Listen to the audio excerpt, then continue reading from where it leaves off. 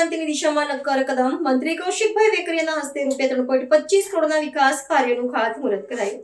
અમરેલી જિલ્લાના અમરેલી કુકાવા અને વડિયા પંથકમાં જળસંચય અને સિંચાઈની સુવિધાઓ સુદૃઢ કરવાના ઉદ્દેશ્ય સાથે રાજ્યના ઉર્જા અને પેટ્રોકેમિકલ્સ મંત્રી શ્રી કૌશિકભાઈ વેકરિયાના હસ્તે ગુરુવારે અંદાજે ₹3.25 કરોડના વિવિધ વિકાસ કાર્યોનું ખાતમુહૂર્ત કરવામાં આવ્યું હતું. આ પ્રકલ્પોમાં મુખ્યત્વે નવા ચેકડેમનું નિર્માણ, હયાત તળાવોને ઊંડા કરવા અને ગ્રામીણ માળખાગત સુવિધાઓના કામોનો સમાવેશ થાય છે.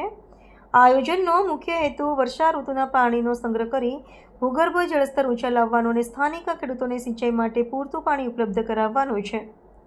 વિકાસ કાર્યોની રૂપરેખા આપતા મંત્રીશ્રીએ જણાવ્યું હતું કે કુકાવા તાલુકાના સાંથળી, ખડખડ અને તરગરી ગામોમાં કુલ ₹2.12 કરોડથી વધુના ખર્ચે ચેકડેમ નિર્માણ પામશે, જેના થકી અંદાજે 2.50 કરોડ લીટર જળ સંગ્રહ ક્ષમતાનું સર્જન થશે.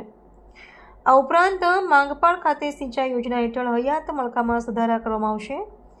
સાંસદ શ્રી ભરતભાઈ સુતરિયાની વિશેષ ઉપસ્થિતિમાં મોટા કડિયા ગામે ₹1.13 કરોડના ખર્ચે પંચાયત હસ્તકના તળાવને ઊંડું કરવાની કામગીરીનો પણ શુભારંભ કરવામાં આવ્યો હતો. તરગરી ગામે ગ્રામજનોની સુવિધા માટે નવનિર્મિત પંચાયત ઘર અને શુદ્ધ પેયજળ માટે સ્માર્ટ કોડ આધારિત આરઓ પ્લાન્ટનું લોકાર્પણ પણ સંપન્ન થયું હતું. રાજ્ય સરકારની કૃષિ અને જળસંચય પ્રત્યેની પ્રતિબદ્ધતા દોહરાવતા મંત્રીશ્રીએ મહત્વની જાહેરાત કરી હતી કે આગામી સમયમાં કુકાવાવ વડિયા તાલુકાના 45 ગામોમાં પ્રત્યેક ગામ દીઠ 600 કલાક સુધી તળાવો ઊંડા કરવાની કામગીરી યુદ્ધના ધોરણે હાથ ધરવામાં આવશે. આ અભિયાનથી ગ્રામીણ વિસ્તારોમાં જળસંગ્રહ શક્તિમાં નોંધપાત્ર વધારો થશે અને ખેડૂતોને રવિ પાક માટે પણ સિંચાઈનું પાણી મળી રહેશે. આ અવસરે સ્થાનિક અગ્રણીઓ, વિવિધ ગામના સરપંચો અને ગ્રામજનોએ મોટી સંખ્યામાં ઉપસ્થિત રહીને આ વિકાસ કાર્યોને વધાવી લીધા હતા.